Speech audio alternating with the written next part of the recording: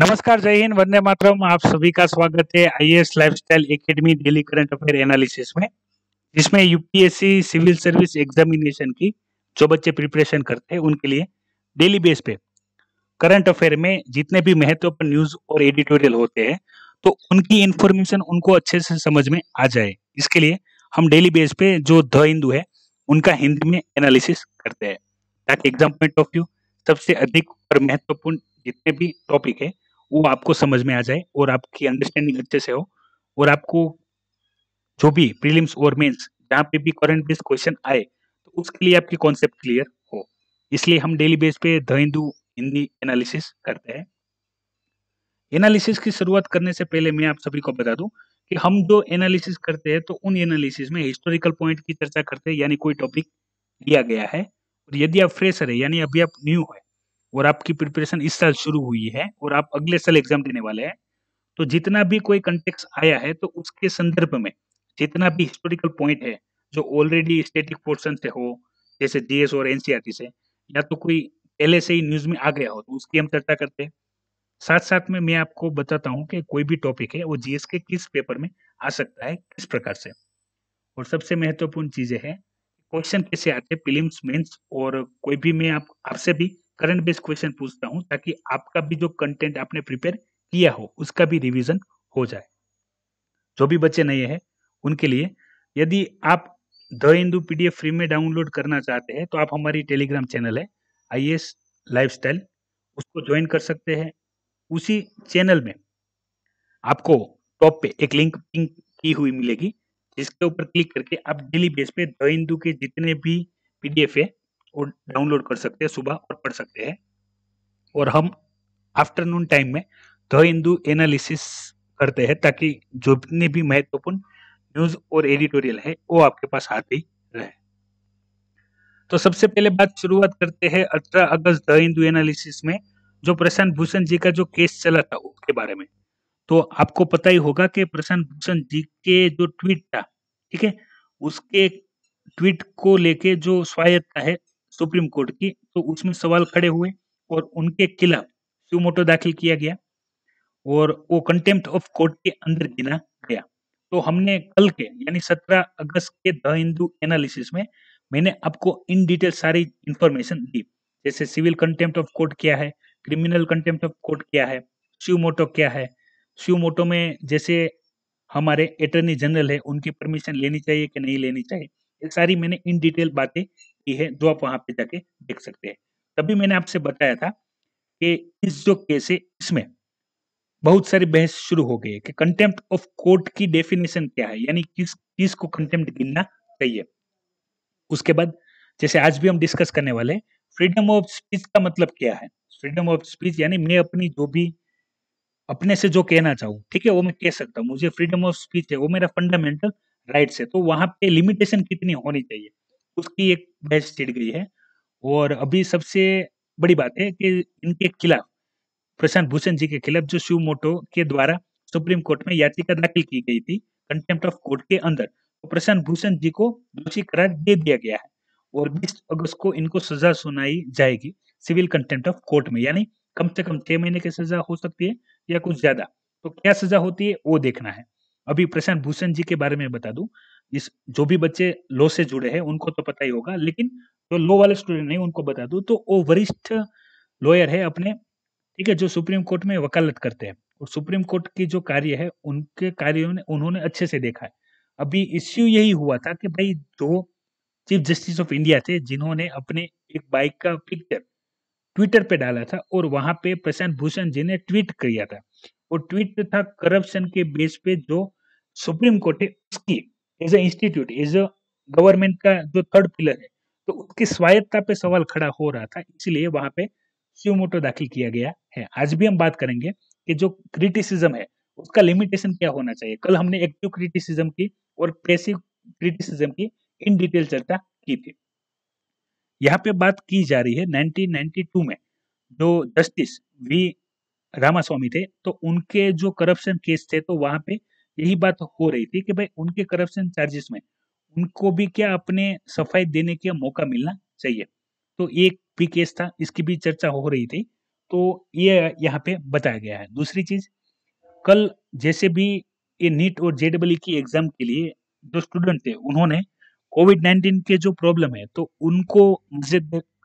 उनको नज़र में रखते हुए जो भी एग्ज़ाम थी, उनको पोस्टपोन करने के लिए सुप्रीम कोर्ट में याचिका दाखिल की थी। लेकिन सुप्रीम कोर्ट ने वो याचिका लेने से क्या कर दिया है, लेने से ही मना कर दिया है। बेस क्या रखा है कि भाई मान लो कि भाई सुप्रीम कोर्ट ने यही बेस रखा कि आप कोविड-19 के प्रॉब्लम को लेके कितना आप डिले करते जाओगे, किसी भी चीज़ को। आप कल रखोगे, क्या पता कल ये हो, कोविड-19 का प्रॉब्लम दूर हो के ना हो, और परसों भी की कोई गारंटी नहीं है। तो यहाँ पे यही बात की जा रही है कि भाई जितना भी हो सके उतना जो भी कोई इंस्टीट्यूट कंटिन्यू अपना वर्किंग कर रहा है, तो सुप्रीम कोर्ट इसमें इंटरफियर नहीं करेगा, ठीक है? वो जो भी इंस्टीट्यूट है वो खुद डिसाइड करे कि एग्ज़ाम कब कंडक्ट करना है और किस डेट को कंडक्ट करना है। तो जो बच्चे नीट और जेईई की एग्ज़ाम देने वाले थे, उनका एग्ज़ाम उसी दिन को होगा। अभी बात, जैसे आप में से कोई शायद नहीं होगा, लेकिन कोई होगा तो देख लेंगे। या तो आपके कोई भी रिश्तेदार है तो उनको बता देना कि भाई नेट और जेईई की एग्ज़ाम होने वाली है, पोस्टपोन नहीं होगी, ठीक है? जैसे ये तो कल की न्यूज़ आ गई थी, तो कल से ये न्यूज़ चर्चा में है, तो आज तक तो सब तक पहुँच गई होगी। दूसरी महत्वपूर्ण बात कि इस एग्ज़ाम को मद्देनज़र रखते हुए जो यूपीएससी सिविल सर्विस एग्ज़ामिनेशन में 2020 की प्रीलिम्स थी जो 4 अक्टूबर को रखी गई है, तो वो एग्ज़ाम होने के चांस इसमें बढ़ गए हैं। जो काफ़ी सारे बच्चे थे जो पूछ रहे थे कि यूपीएससी 2020 की एग्ज़ाम होगी कि नहीं होगी, वो भी क्या है, एक दिक्कत है, तो वो भी सॉल्व हो गया है। तो आप प्रिपेयर करते रहिए, एक्टिवली प्रिपेयर करिए, ठीक है? अपनी प्रिपरेशन अच्छे से स्टार्ट रखिए। प्रीलिम्स के मद्देनज़र रखते हुए आप मल्टीपल चॉइस क्वेश्चन पे ज़्यादा फोकस कीजिए, ज़्यादा प्रैक्टिस कीजिए, तो आपको एग्ज़ाम में वो काफ़ी उपयोगी होगी।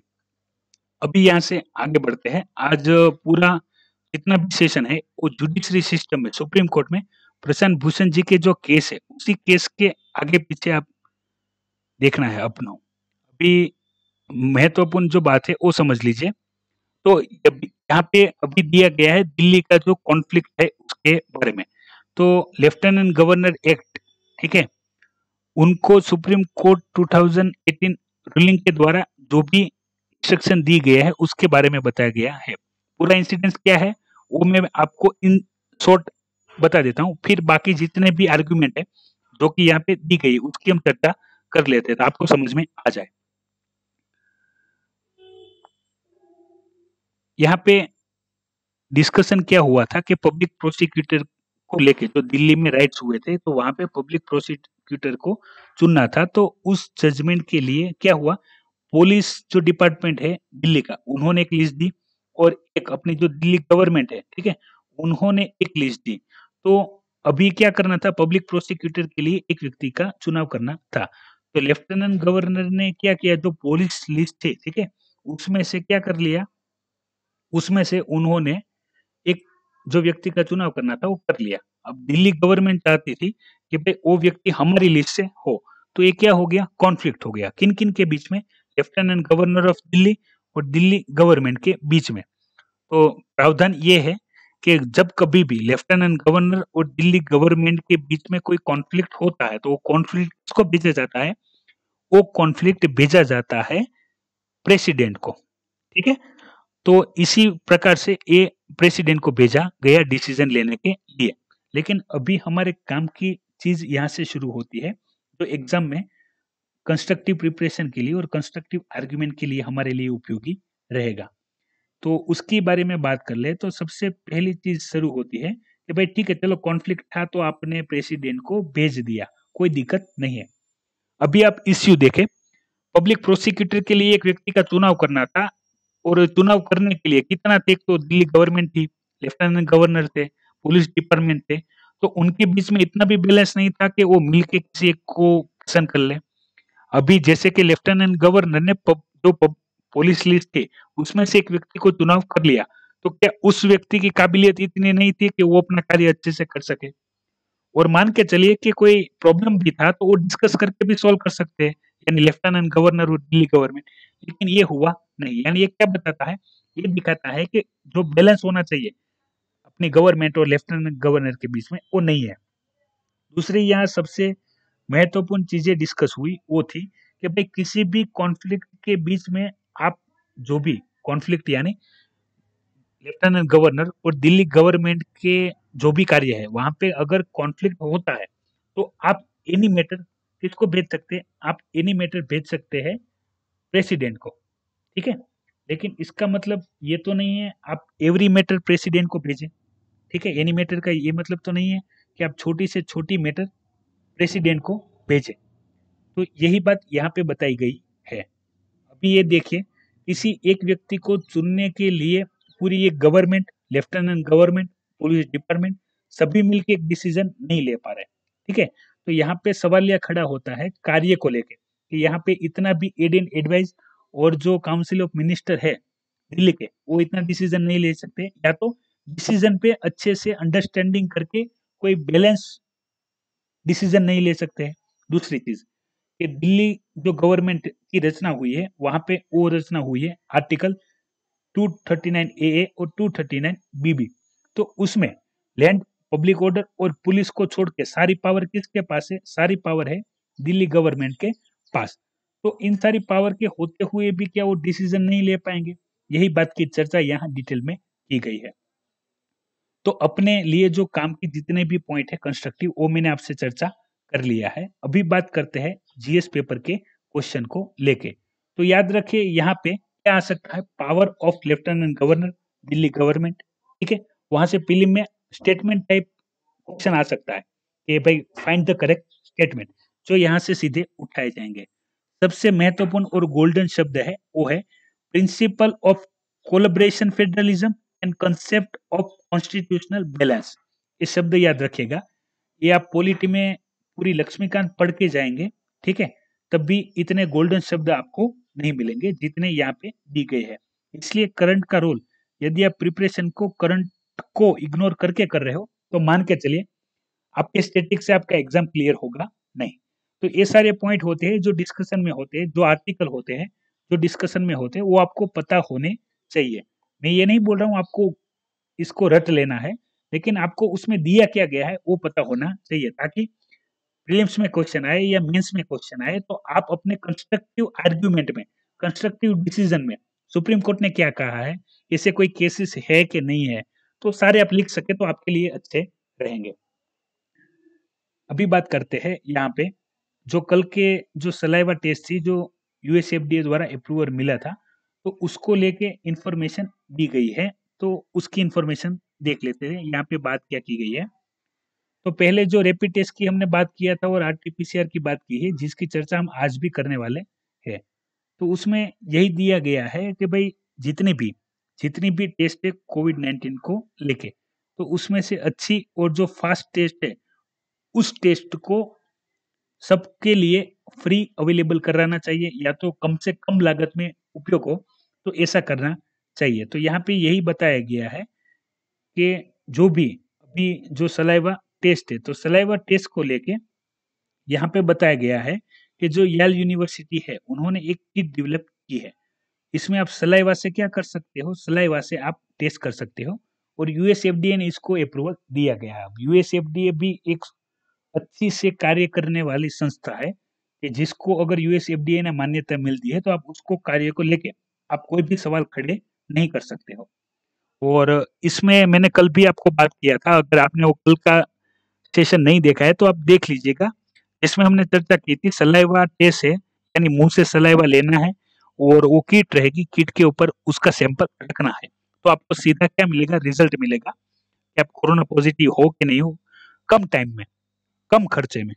तो ये सबसे अच्छी बात है। इससे क्या होगा, हम मल्टीपल नंबर ऑफ केसेस बढ़ा सकते हैं टेस्टिंग के, ठीक है। जितने भी पर्सन है उनका हम टेस्ट कर सकते हैं और इससे हमें कोविड-19 के पॉजिटिव अगर यदि कोई केस है तो ढूंढने में क्या होगी, आसानी होगी। तो ये सबसे अच्छी बात है, जितना भी जल्दी हो सके इतना उसको पब्लिक यूज के लिए आ जाए ऐसी व्यवस्था करनी चाहिए। तो इसका हमने इन डिटेल डिस्कशन ऑलरेडी किया हुआ है, ठीक है। आपने जो सलाइवा वाली हमने डिस्कशन किया था वो यदि आपने ना देखा हो तो आप वो देख लीजिएगा। अब दूसरा पॉइंट है जम्मू कश्मीर को इंटरनेट को लेके और फंडामेंटल राइट के बैलेंस के अंदर। इसकी चर्चा हम शुरू करते हैं। तो इसके काफ़ी सारे जो पॉइंट हैं, वो हमने ऑलरेडी डिस्कस कर लिए हैं। लेकिन जो बच्चे नए हैं, जो जम्मू-कश्मीर के 370 हटाने के बाद वहाँ पे जो 4G इंटरनेट है, उनको यूज़ को बैन किया गया था इंटरनल सिक्योरिटी के इश्यू को लेके। तो उसमें सुप्रीम कोर्ट ने, ठीक है, वहाँ पे क्या किया है, अपना डिसीजन दिया है। तो डिसीजन जो दिया है, इसके लिए चर्चा में है, सुप्रीम कोर्ट ने क्या कहा है और वास्तविकता क्या है, उन दोनों की चर्चा मैं आपसे आज करने जा रहा हूँ। तो आपके जितने भी ऐसे पॉइंट है, वो सारे क्लियर हो जाएँगे इस चीज़ को लेके। समझिए बारी-बारी से, तो आपको पता चल जाएगा कि भई जो 7 अगस्त थी, ठीक है? तो 7 अगस्त को सुप्रीम कोर्ट ने गवर्नमेंट को जो 4G इंटरनेट है, वो अवेलेबल करवाने के लिए बोला। जो जम्मू कश्मीर है, उनको स्टेट के लिए। अभी जम्मू कश्मीर में हाल ही में जो जो भी लोग हैं, वो क्या करते हैं, वो 2G स्पीड का उपयोग करते हैं। हालाँकि अभी जो 4G सर्विस प्रोवाइड कर दिया जाएगी, वो किसी टेरिटरी बेस क्या है, ट्रायल बेस पे है। ट्रायल सक्सेसफुल हो जाएगा, तो ट्रायल के बाद वो कमर्शियली सबको अवेलेबल होगी। अभी यहाँ पे आर्गुमेंट क्या देखना है, आर्गुमेंट देखना है इश्यू के बारे में। तो मान के चलिए यहाँ पे जो 4G बैन करने का जो टारगेट था, वो क्या था? वो था इंटरनल सिक्योरिटी, यानी कि यहाँ पे जो आतंकवादी गतिविधियाँ हो गई या अन्य कोई भी प्रोपेगेंडा फैलाने की कोई बात हो गई, जैसे कि वहाँ पे 370 हटाया गया था। मान लीजिए कोई ऑडियो या कोई वीडियो या तो ऐसा कोई भी लिखा हुआ इमेज, पर्ची आप इंटरनेट के उपयोग से पब्लिक में, आवाम में फैला दो और प्रोपेगेंडा फैलाओ, ठीक है? गवर्नमेंट के खिलाफ लोगों को भड़काओ। तो ये सब रोकने के लिए वहाँ पे क्या किया गया, 4G को बैन किया गया था, इसी आधार पे। तो सुप्रीम कोर्ट ने क्या कहा था कि भाई आप इंटरनल सिक्योरिटी को मद्देनजर रखते हुए आप सभी के लिए 4G इंटरनेट बैन नहीं कर सकते हो, ठीक है? और उन्होंने आर्गुमेंट में क्या दिया था, वो आर्गुमेंट भी जो दी है, वो है गोल्डन वर्ड। गोल्डन वर्ड आप याद रखिएगा, जब भी इंटरनेट जम्मू कश्मीर में का कोई भी इश्यू आए, तो आपको याद रखना है, अंडर आर्टिकल 32 सुप्रीम कोर्ट ने जो ये इंटरनेट का उपयोग है, ठीक है? और दूसरी है फ्रीडम ऑफ स्पीच, तो उसको फंडामेंटल राइट्स में गिना है। अब ये आर्टिकल 32 महत्वपूर्ण है, इसकी चर्चा हमने कोविड-19 में जो लोग माइग्रेंट वर्कर थे, जो वर्कर थे, तो उनकी प्रॉब्लम और उनके लाइफ़स्टाइल में भी जो प्रॉब्लम आ रहे थे गवर्नमेंट की एक्टिविटी की वजह से, तो वहाँ पे भी हाई कोर्ट ने गवर्नमेंट के खिलाफ सुओ मोटो केस दाखिल किया था कि भाई आप जो भी कर रहे हैं, जो भी पॉलिसी लानी है आप लाइए, ताकि ये जो पब्लिक है, ठीक है? माइग्रेंट वर्कर है, उनका जीवन प्रभावित ना हो। क्योंकि तभी भी मैंने चर्चा किया था कि सुप्रीम कोर्ट और हाई कोर्ट 2 ही सुओ मोटो दाखिल कर सकती है, खुद से भी और आप भी एज़ अ पर्सन किसी भी के लिए आप दाखिल कर सकते हैं। दूसरी चीज़, उसका आधार क्या होना चाहिए? तो उसका आधार रहता है आर्टिकल 32। दूसरा कि भाई किसी के जो सामान्य भारतीय है, उनके आर्टिकल 21 का अगर उल्लंघन होता है, तो सुओ मोटो दाखिल कर सकता है। कौन दाखिल कर सकता है? सुप्रीम कोर्ट और हाई कोर्ट, ठीक है? और सबसे पहले कहाँ दाखिल करना है? तो आप सबसे पहले अगर एज़ अ पर्सन दाखिल कर सकते हो, तो आप हाई कोर्ट में डालना है और आप सुप्रीम कोर्ट में भी डाल सकते हो, लेकिन उसके लिए आपको क्या करना है, बताना है कि आपने सीधा सुप्रीम कोर्ट में अप्लाई क्यों किया, ठीक है? तो ये सारी चीज़ें हैं बेसिक्स, जो आपको पॉलिटी कॉन्स्टिट्यूशन प्रिपरेशन के अंदर आपको एक्टिवली करना चाहिए, क्योंकि आपको स्टैटिक पोर्शन के साथ-साथ करंट बेस्ड एग्ज़ाम्पल भी लिखने हैं। मान लीजिए जम्मू कश्मीर के नेट के उपयोग के लिए और इंटरनल सिक्योरिटी को लेके कोई भी क्वेश्चन आ गया, तो आपके पास आर्गुमेंट होने चाहिए कि भाई सुप्रीम कोर्ट ने क्या जजमेंट दिया, वहाँ पे जो भी सिक्योरिटी एजेंसी है, उनकी बात क्या थी, गवर्नमेंट का स्टैंड क्या था, वो सब आपको पता हो, तब आप अच्छे से अपना आर्गुमेंट लिख सकते हैं। और यहाँ पे यही सारी बातें हैं जो इन डिटेल बताई गई है कि किसी भी इंसान का जो इंटरनेट का उपयोग है, तो उनका क्या है, फंडामेंटल राइट है। आप इंटरनल सिक्योरिटी को लेके आप उनके राइट को छीन नहीं सकते हो। और इंटरनल सिक्योरिटी का प्रॉब्लम है, तब भी आपको क्या करना है, डिफेंस बढ़ाना है, ठीक है? उसके लिए आपको एक्शन लेना है, अपनी जितनी भी सिक्योरिटी फोर्सेस है, उनको काम पे लगाना है। और मैं आपको एक्टिवली चीज़ें हैं जो बताना चाहता हूँ, वो आप समझ लीजिए।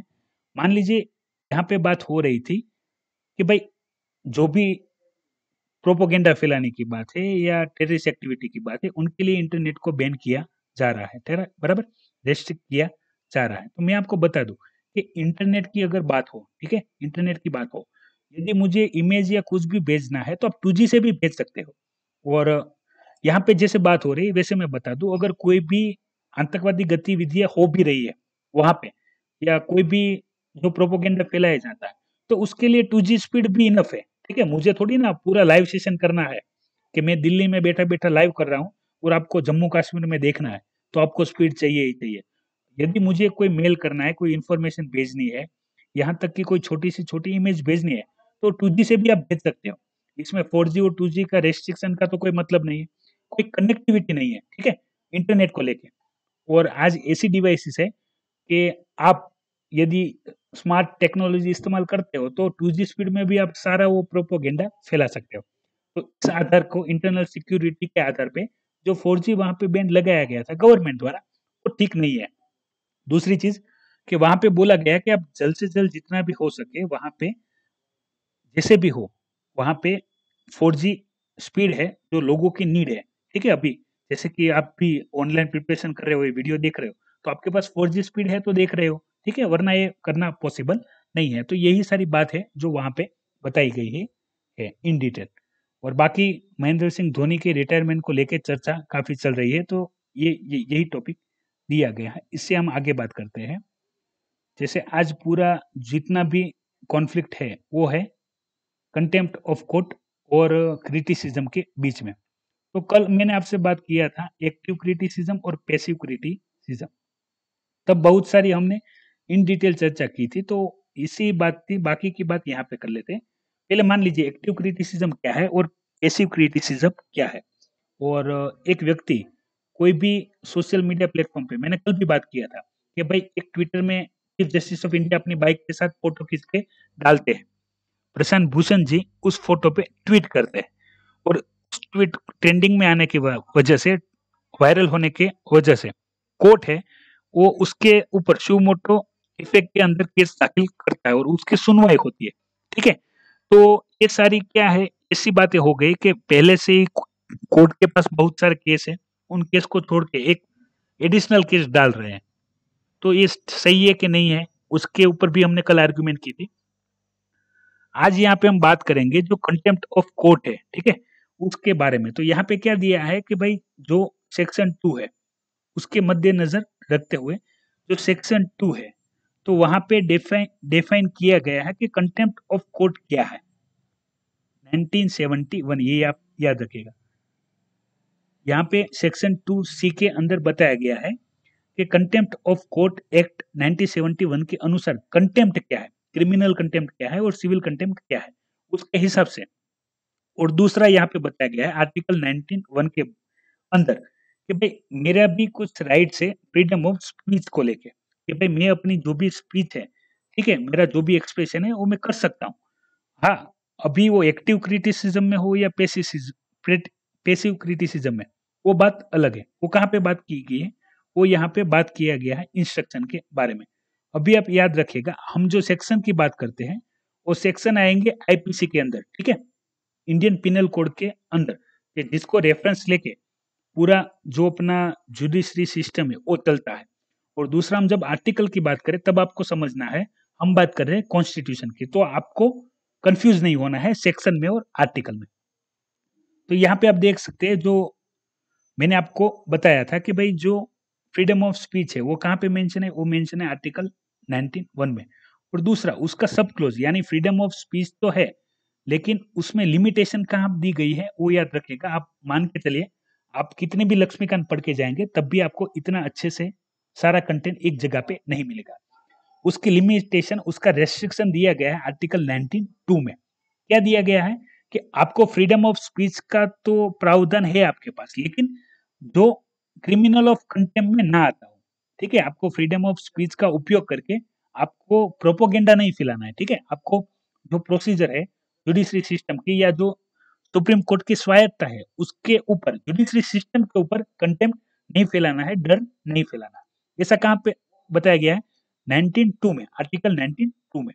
तो ये सारी बात यहाँ पे दी गई है कि अभी ये इश्यू भी इसलिए चल रहा है कि भाई एक जो प्रशांत भूषण जी है जो सुप्रीम कोर्ट में वकालत करते हैं और जो सुप्रीम कोर्ट है, जो जहाँ पे फैसला होता है, तो इन दोनों के बीच में कॉन्फ्लिक्ट हो रहा है। तो वो एक अपने जितने भी कंटेम्प्ट के अंदर जितने भी बातें, वो अच्छे से अपने सामने रख रहे हैं ताकि उनको जो भी ये लीगल प्रोसीजर जो भी हो, यानी कंटेम्प्ट क्या होना चाहिए उसकी भी डेफिनेशन आए और किस कंटेम्प्ट में आप क्या सजा दे सकते हैं, इसकी भी बात हो इन डिटेल। तो यही सारा मुद्दा है जो हम तकरीबन 3-4 दिन से देख रहे हैं और जब तक 20 अगस्त को इसका फाइनल डिसीजन नहीं आता है, उनको क्या सज़ा दी जाती है, तब तक यही चलेगा। और आप देख सकते हैं पिक्चर में भी यही सारी चीज़ें बताई गई है। पिक्चर में भी यही सारी चीज़ें बताई गई है। आप देख सकते हैं कि भाई जो ट्विटर पे ट्वीट हुआ और उसके वजह से जो सुप्रीम कोर्ट है, वो पूरा अपना ध्यान कहाँ पे लेके गई है, वो अपना पूरा ध्यान जो कंटेम्प्ट ऑफ कोर्ट के अंदर लेके गई है। ऑलरेडी इतने सारे केसेस पेंडिंग है और वहाँ पे लेके गए हैं। और सबसे महत्वपूर्ण क्या है, कल हमने बात किया था कि भाई क्रिटिसिज्म होना चाहिए लेकिन एक्टिव क्रिटिसिज्म होना चाहिए। अब एक्टिव क्रिटिसिज्म में यहाँ पे ही आर्गुमेंट दी गई है कि भाई देखिए जुडिशरी सिस्टम अपनी डिले है, ठीक है? न्याय ठीक से मिलता है, लेकिन कब? बहुत टाइम के बाद। जैसे मैंने आपको बताया कि केस खत्म होने में 5 साल 10 साल लगते हैं, ठीक है? यानी ये लेट न्याय तो मिलता है, लेकिन क्या मिलता है? लेट मिलता है, यानी टाइम बाउंड नहीं है। तो ये सारी बातें तो आप ऑलरेडी क्रिटिसाइज़ करते हो, तो क्रिटिसिज्म को एक्टिव क्रिटिसिज्म गिना जाता है, तो कोर्ट उसके खिलाफ कोई भी याचिका दाखिल नहीं करती है। लेकिन जब सुप्रीम कोर्ट के कार्य को लेके कोई इश्यू खड़ा होता है, तब जाके सुप्रीम कोर्ट ऐसे सुमोटो दाखिल करता है, ठीक है? ये सबसे महत्वपूर्ण। दूसरी यहाँ पे एक चीज़ बात की गई है कि भाई मान लीजिए जो प्रशांत भूषण जी है, उन्होंने जो भी चीफ जस्टिस ऑफ इंडिया के ट्विटर अकाउंट पे ट्वीट किया था, ठीक है? तो आपको उसको एज़ अ इंडिविजुअल आप उसको कंटेम्प्ट गिन सकते हैं, लेकिन आप उसको सुप्रीम कोर्ट का कंटेम्प्ट ऑफ कोर्ट नहीं गिन सकते, ठीक है? यहाँ पे ये भी आर्गुमेंट है। इसका भी निर्णय आएगा तो वो जैसे भी आता है डिसीजन के साथ उसकी इन डिटेल चर्चा करेंगे। यहाँ से हम आगे महत्वपूर्ण जितनी भी बातें हैं, उनकी चर्चा बारी-बारी से करते हैं तो और इन्फॉर्मेशन की बातें हो। याद रखें, हम जितना भी महत्वपूर्ण टॉपिक है, जो आप एक्टिव पॉइंट या जो कंस्ट्रक्टिव पॉइंट आप एग्ज़ाम में लिख सकें, उसकी हम इन डिटेल चर्चा करते हैं। जो पॉलिटिकल न्यूज़ है, उसको हम स्किप कर देते हैं, क्योंकि एग्ज़ाम में उसका कोई भी इस्तेमाल नहीं होता। अभी यहाँ पे बात किया गया है कि हमारी जो department of science and technology है, उनके द्वारा जो एफडी है, ठीक है? फास्ट सेंस डायग्नोस्टिक है, उनको और मॉड्यूल इनोवेशन को फंड दिया जा रहा है। क्यों? क्योंकि उनको बोला गया है कि भाई आप फास्ट यानी क्विकर आरटी-पीसीआर टेस्ट यानी reverse transcription polymer chain reaction की जो प्रोसेस है, उसको क्विक करने का कोई भी मेथड डेवलप करो। दूसरा, एंटीबायोटिक जो किट है, रैपिड टेस्ट के अंदर ही, उसको आप डेवलप करो अच्छे से ताकि उसके भी बाद अच्छे से रिजल्ट आ सके कम मिनटों में, ठीक है? यहाँ पे दिया गया है 10 और 15 मिनटों के अंदर रिजल्ट आ सके, ऐसी अच्छी सी किट डेवलप करो। तो अपनी जो department of science and technology है, उन्होंने ये जो 2 इंस्टीट्यूट है, एफडी और एमआई, उनको रैपिड टेस्ट के लिए जितनी भी किट डेवलप करनी है, उनके लिए फंडिंग प्रोवाइड किया गया है ताकि वो ऐसी सारी किटें डेवलप करें और इसी किट को लेके रैपिड टेस्ट हो, ठीक है? हमने देखा था रैपिड टेस्ट में जो एंटीबॉडी है, तो हम आईजीजी और आईजीएम की टेस्ट करते हैं, जिससे हमें पता चलता है कि भाई उनको कोरोना वायरस है कि नहीं है। दूसरा, जो आरटी-पीसीआर है, ठीक है? Reverse transcription polymerase chain reaction, तो उसमें स्वैब लेना पड़ता है। अब स्वैब में क्या है कि भाई स्वैब लेने के लिए एक एक्सपर्ट चाहिए, वो सैंपल कलेक्ट करता है, उसके भी हेल्थ को लेके अपने को प्रिकॉशन लेना पड़ेगा, वरना जो इन्फेक्टेड व्यक्ति है, वो जो सैंपलिंग कर रहा है एक्सपर्ट, उसको भी इन्फेक्ट करेगा। ये सैंपल लेके हमको जो reverse transcription polymer chain reaction है, उसका मैं इन्फॉर्मेशन बताऊँ तो जो कोरोना वायरस रहेगा, वो वहाँ वहाँ से आरएनए निकलना है, उसको डीएनए में कन्वर्ट करना है, इसको कहते हैं reverse transcription. Polymerase chain reaction के द्वारा उनका टेस्ट किया जाएगा और रिजल्ट आएगा। ये लेंथी भी है और इस एक्सपेंसिव भी है, इसमें खर्चा भी ज़्यादा होता है, एक्सपर्ट भी चाहिए, ठीक है? प्रोफेशनल भी चाहिए। तो उसके बजाय जो अपने अभी हमने जो सलाइवा टेस्ट किया था, ठीक है? कि जिसके वजह से ही आप सीधा रैपिड टेस्ट करके एंटीबॉडी डिटेक्शन करके आप सीधा-सीधा 10-15 मिनट या 30 मिनट आधे घंटे में कोविड-19 पॉजिटिव है कि नहीं है, वो बात कर लो। फिर ज़रूरत हो तो स्वैब टेस्ट करो, अगर पॉजिटिव आता है तो कन्फर्मेशन के लिए। तो यही सारी चीज़ें यहाँ पे बताई गई है। मैंने आपको ऑलरेडी बताया है, ये जीएस पेपर 3 में डिसीज़ के अंदर, हेल्थ सेक्टर के अंदर आपको कोविड-19 से कोई भी क्वेश्चन आ सकता है। इसके बारे में, सिम्पटम्स के बारे में या तो किसी भी बारे में, ठीक है? तो आपको अच्छे से अभी नोट्स बनानी है, फिर हम इसका क्या करेंगे, कोरोना वायरस के लिए जितनी भी information exam point of view महत्वपूर्ण रहती है, ठीक है? ओरिजिन, फिर इन्फेक्शन हो जाए तो सिम्पटम्स क्या रहेंगे, फिर इसका ट्रीटमेंट अभी कौन-सी ड्रग दे रहे हैं, उसका क्या कार्य है, फिर टेस्ट कैसे होते हैं और रिकवरी में कितना टाइम लगता है और क्या चीज़ें हैं, उनकी इन डिटेल चर्चा करते हैं। फिर यहाँ पे बताया गया था, मैंने आपको जैसे पहले ही बताया था कि भाई अभी एक ऐसा सेंटर और ऐसी एक सर्विस शुरू करनी चाहिए ऑनलाइन डिजिटलाइज़ेशन के माध्यम से, कि जितने भी कोविड-19 पॉज़िटिव केस है, वो पता चले, फिर ट्रीटमेंट के लिए जितनी भी मेडिसिन स्टॉक अवेलेबल हो, वो भी अपने को ऑनलाइन पता चले, ताकि एक ही जगह से पूरा डेटा है, वो ऑपरेट किया जा सके और उसकी इन्फॉर्मेशन चेक की जा सके। आगे बात करते हैं तो राकेश अस्थाना जी के बारे में बताया गया है कि उसको अपने बीएसएफ, बॉर्डर सिक्योरिटी फोर्स के डायरेक्टर जनरल पसंद कर लिया गया है। वो आईपीएस ऑफिसर थे, ठीक है? उसको बीच में सिक्योरिटी के भी इंचार्ज बनाया गया था और अभी उनको बीएसएफ के इंचार्ज बनाया गया है, ठीक है? इसके अलावा बहुत सारे कार्य हैं जिनको उन्होंने अच्छे से किया है। तो यही सारी बातें थी 18 अगस्त के द हिंदू एनालिसिस में। आशा करते हैं जितनी भी इन्फॉर्मेशन आपको दी उसमें आपको कोई भी डाउट आ रहा हो। यदि कोई डाउट रहा भी है तो आप वीडियो के कमेंट बॉक्स में कमेंट कर सकते हैं। और मैंने आपको जो भी क्वेश्चन पूछा है, स्टेट वाला, यूनियन टेरिटरी वाला और सुमोटो मोटो यदि हम दाखिल कर सकते हैं, तो उसमें अटॉर्नी जनरल की परमिशन लेनी चाहिए कि नहीं लेनी चाहिए, वो वीडियो के कमेंट बॉक्स में कमेंट कीजिएगा, ताकि मुझे पता चले कितने बच्चे करंट की प्रिपरेशन अच्छे से कर रहे हैं, ठीक है?